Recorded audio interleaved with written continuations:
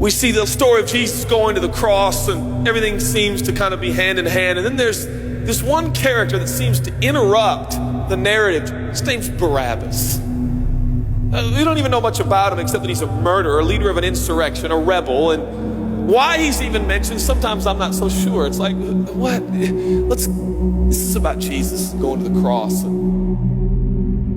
So in this moment, Pilate thinks, I hold the destinies of these two men in my hand. I know the Jews have a tradition that on a holy day, I will release one of the prisoners on death row. Pilate stands on this audacious stage, who now presents Jesus, Son of the living God, versus Barabbas, the thug and rebel. He says, all right, who do you want? This is blasphemy. This has gone too far. There's no comparison. This is a rightful prisoner, a man who should be on death row.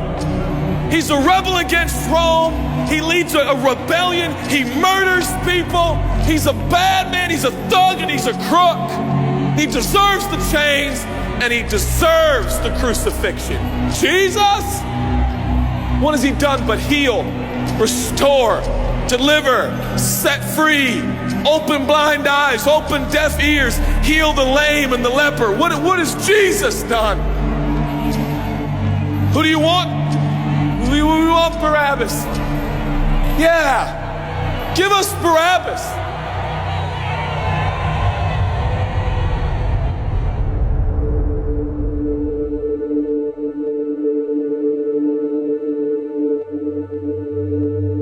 People say, give us Barabbas. The Roman soldiers come up and they put the key in and they unlock Barabbas from his chains and shackles. And he walks down the platform, welcomed by all of his thug friends. Yeah, the people love me. Yeah, that's right. I don't even know who this Jesus guy is, but all I know is my people love me. There seems to be no conscience in Barabbas. There's no record of him turning to Jesus and saying, I owe you everything now, for you have set me free. No, I don't see any of that in Barabbas. And God knew that. Jesus stood there, silent, for he knew the will of the Father. He said, it's fine, Father. Let him have Barabbas. For Jesus knew that the Father would have to treat Jesus like Barabbas so he could treat Barabbas like Jesus. Barabbas thought it was the people that set him free. No, no, no, no. It was the love of the Heavenly Father. When I look at the story, I realize who Barabbas really is. That's me. That's you. That's us. And I felt, I was reading this the other day, and I felt God speak to me. I love Barabbas. I love him. But God, he's bad, man. I love him. And I wanted him to go free. But didn't you know that he probably would have never acknowledged the free gift? Yeah, but I love Barabbas. For while we were still sinners, Christ died for us. God sent his son for Barabbas, even the one he knew would walk away from Jesus and his free gift and never come back. He loves him. And the nerve, the gall, and the audacity of believers to think, I got saved by grace, but now that I'm in this deep, dark place of bondage, I better work hard to get myself out. What? That's the opposite of the gospel. Are you bound?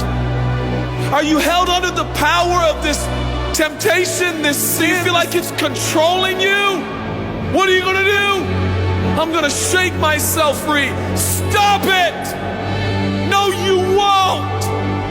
You're no match for the powers of hell, and the urges of sin will not overcome it, and you will never overcome it. You'll just be another statistic. There's no answer within yourself. Your own marriage, your own goodness, your own discipline, your own devotion will not save your marriage and will not save your kids. There's only one, and he's the one that took your place. He's the one that stood silently on the platform with Pilate and said, yes, let him have Barabbas. Take me.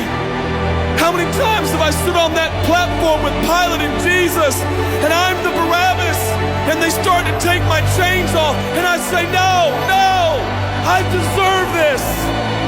I deserve the guilt. I deserve the shame. I deserve the consequence. I deserve it. Jesus seems to look at me and say, no, son, let me have it. Let me have your sin. Let me have your pain. No, God, I did it to myself. I deserve it. My marriage won't make it. This is what I deserve. I deserve divorce. I deserve poverty. I deserve sickness. I deserve it all. No!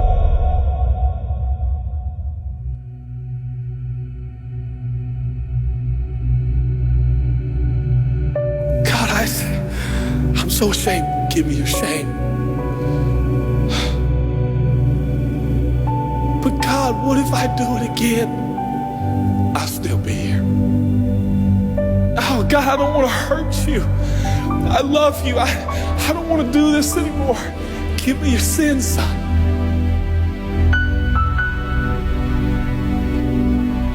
This is all we got. It's all I got. It's all you got. We can play games. We can play church games.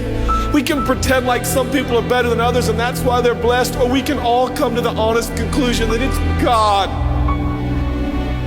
And it's God alone. The greatest challenge is not your discipline, your devotion, your focus. Your greatest challenge is believing the gospel. Could it be that there's a God with a love so scandalous, so wide, so deep, so vast, so high, so expansive, so welcoming, so inclusive? Let me have your sin, son. Okay.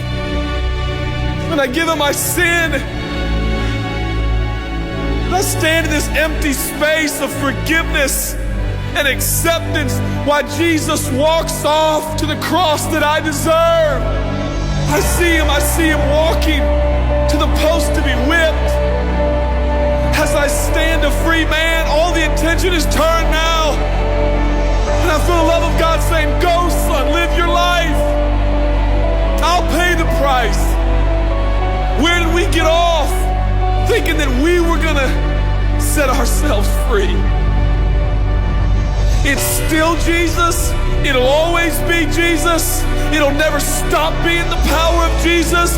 If his blood is sufficient for your salvation, his blood is sufficient to sustain you through every challenge and every sin and every temptation.